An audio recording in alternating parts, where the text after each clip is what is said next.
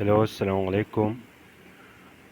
अच्छा जी, incomplete records में incomplete record chapter का वैसे कॉन्सेप्ट क्या है, मतलब क्या है। इसमें देखिए, जो सोल ट्रेडर होता है तो वो प्रॉपर अपने पास डॉक्यूमेंट्स नहीं रखता, ठीक है। या फिर इस तरह हो जाता है बिजनेसेस के पास कि उनके पास प्रॉपर अकाउंटिंग रिकॉर्ड्स नहीं होती, या फिर उनसे कुछ डॉक्यूमेंट्स चोरी हो गए, ठीक है, या फिर आग लग गई, या फिर इसी तरह डिटोरिएट ख़राब हो गए डॉक्यूमेंट्स। तो कुछ रिकॉर्ड्स उनके पास अकाउंटिंग रिकॉर्ड्स जो है वो इनकम्प्लीट रह जाते हैं, ठीक है। तो उनको हमने कंप्लीट करना है। चैप्टर के स्टार्ट में जो टॉपिक्स है वो बहुत ही इजी है, आप लोग को ऑलरेडी पता है। जैसे अकाउंटिंग इक्वेशन गिवन है, वहाँ पर receivable ledger control account given है, payable ledger control account given है, ठीक है। तो वो क्वेश्चंस आप लोग कर सकते हो। अकाउंटिंग इक्वेशन ये है कि आपके पास एसेट्स गिवन है, ठीक है, कैपिटल गिवन है, लाइबिलिटी नहीं है, इनकम्प्लीट रिकॉर्ड है, तो आप लाइबिलिटी को फाइंड कर दो, ठीक है। या नेट एसेट इक्वेशन है, तो नेट एसेट इक्वेशन में जितनी चीज़ें हैं, जिस तरह कैपिटल में प्रॉफिट को ऐड करना होता है, ड्राइंग एक्सपेंसेस माइनस करने होते हैं, लॉसेस माइनस करने होते हैं, ठीक है। तो वहाँ पर आप सिंपल जो है वो फार्मूला लिख दो और पुटिंग कर दो, ठीक है। फिर रिसीवेबल लेजर कंट्रोल अकाउंट और पेबल लेजर कंट्रोल अकाउंट है, तो वहाँ पर सिंपल हमने पुटिंग करनी है और जो मिसिंग बैलेंस है उसको हम फाइंड करेंगे, ठीक है। और वही हमारे लिए फॉर एग्जांपल जिस तरह रिसीवेबल लेजर कंट्रोल अकाउंट है, ओपनिंग भी है, क्लोजिंग भी है, लेकिन बैड डेट्स का हमें नहीं पता, ठीक है। तो हम क्या करेंगे कि सिंपल पुटिंग कर लेंगे रिसीवेबल लेजर कंट्रोल अकाउंट में, ठीक है। और बैड डेट्स वहाँ से फाइंड आउट हम कर सकते हैं। अच्छा जी। अच्छा जी। फिर यहाँ पर जो न्यू टॉपिक है आप लोग के लिए वो है ग्रॉस प्रॉफिट मार्जिन, ठीक है। मार्जिन और मार्कअप ये आपके लिए न्यू टॉपिक्स है।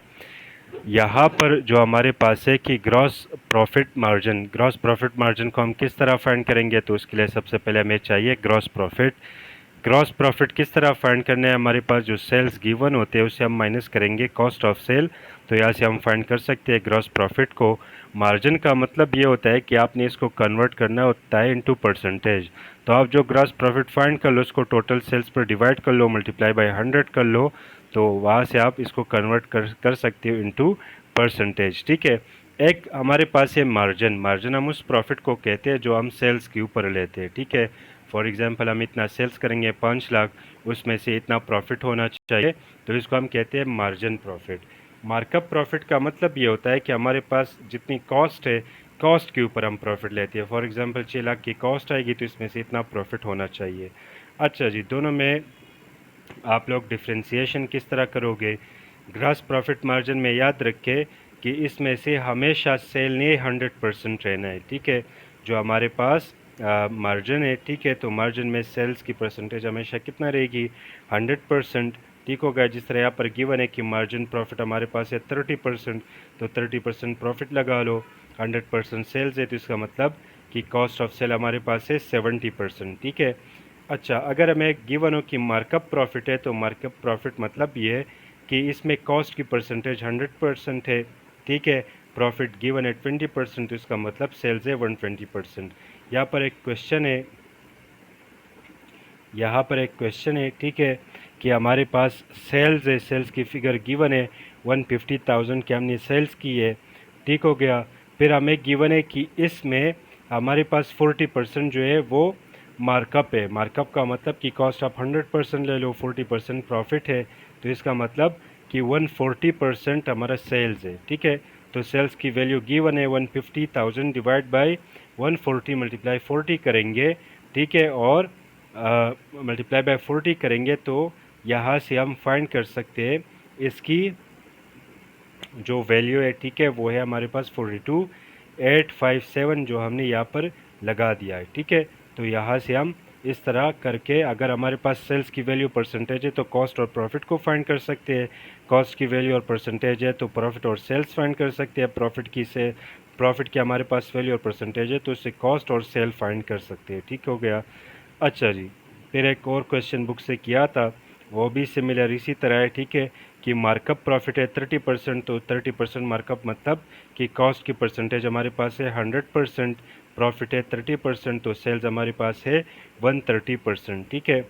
यहाँ पर जो है सेल्स की फिगर फिर से गिवन है, डिवाइड बाय 130 करेंगे, मल्टीप्लाई 100, तो 5-10,000 के हमने जो कॉस्ट लगाई है वो हम फाइंड कर सकते हैं। ठीक है जी। अच्छा, फिर यहाँ पर आपको नेक्स्ट क्वेश्चन आ सकते हैं, उसमें से दो फार्मूलाज आपने यूज़ करना है। एक ये वाला कि sale is equal to cost plus profit, और सेकंड हम ये यूज़ कर सकते हैं कि cost of sale is equal to opening inventory plus purchases minus closing. ठीक है, तो इस क्वेश्चन में हमसे क्लोजिंग पूछा, क्लोजिंग तो हम फाइंड करेंगे cost is equal to opening plus purchases minus closing. यहाँ पर ओपनिंग भी गिवन है, परचेजेस भी गिवन है, लेकिन कॉस्ट ऑफ सेल नहीं है, तो कॉस्ट ऑफ सेल ऊपर हमने यहाँ पर फाइंड कर लिया था 5-10,000। ठीक है, तो 5-10,000 इज इक्वल टू 37,000 प्लस 4,90,000। ठीक है।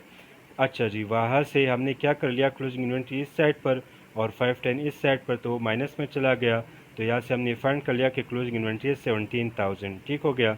अच्छा जी, फिर इस चैप्टर में जो इम्पोर्टेंट क्वेश्चन आता है वो आता है हमारे पास मिसिंग इन्वेंट्री का। आग लग गई तो इन्वेंट्री मिसिंग है, ठीक है, चोरी हो गई तो इन्वेंट्री मिसिंग है।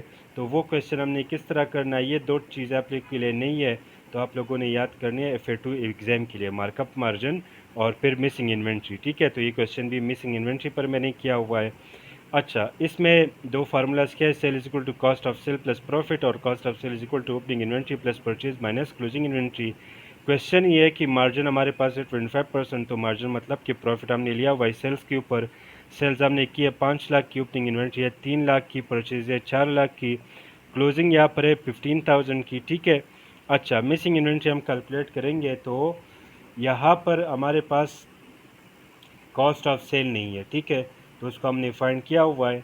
मार्जिन है तो मार्जिन में सेल के परसेंटेज 100%, 75% कॉस्ट की, 25% प्रॉफिट की। अच्छा जी, फिर यहाँ पर आपके पास opening plus purchase minus closing, तो देखो ऊपर आपको क्लोजिंग दिया हुआ है कि 15,000 क्लोजिंग है, लेकिन ये एक्चुअल नहीं है। ये तो फॉर एग्जांपल अगर आग लग गई थी तो उसमें काफ़ी इन्वेंट्री आपकी ज़ाया हो गई और बाद में ये बच गई।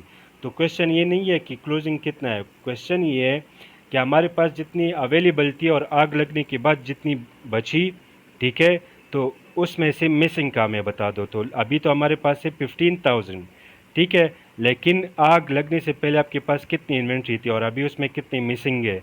ठीक हो गया। तो उसके लिए हमने करना है sale is equal to cost plus profit, यहाँ से कॉस्ट को कैलकुलेट कर लिया, फिर यहाँ पर हमने क्लोजिंग को फाइंड करना था। ठीक है, तो क्लोजिंग इस साइड पर और यहाँ पर कॉस्ट ऑफ सेल, तो यहाँ से पता चला कि क्लोजिंग हमारे पास थी 3,25,000। ठीक हो गया। अब 3,25,000 अगर हमारे पास क्लोजिंग है या फिर आग लगने से पहले यही इन्वेंट्री थी हमारे पास और अब 15,000 है, तो टोटल डिफरेंस है हमारे पास 3,10,000। तो इसका मतलब ये है कि जो मिसिंग इन्वेंट्री है या आग में जो ख़राब हो गई है उसकी कीमत थी हमारे पास 3,10,000। ठीक है, यहाँ पर आपको क्वेश्चन में क्लोजिंग भी गिवन होगी, लेकिन आपने उसको यूज़ नहीं करना, आपने फाइंड करना है कि ओपनिंग और परचेजेस के मुताबिक हमारे पास क्लोजिंग को कितना होना चाहिए था। ठीक है, और अभी जितना है उसको कंपेयर कर लो तो आपको पता चल जाएगा कि हमारे पास मिसिंग इन्वेंट्री कितनी है। ठीक है, तो ये सिंपल दो टॉपिक्स हमने की थी इस चैप्टर में, बाकी चैप्टर इजी है। अकाउंटिंग क्वेश्चन यूज़ करना है, रिसीवेबल लेजर कंट्रोल अकाउंट और payable ledger control account use करना है। ठीक है, इसके क्वेश्चंस के प्लान किट में बीपी में ज़्यादा है और इससे पेपर में आते भी है, तो आप कैप्लान किट भी कर लो, बीपी किट भी कर लो। क्वेश्चन में मसला हो, इशू हो, तो आप कांटेक्ट कर ले फिर। ठीक है, अल्लाह हाफिज़।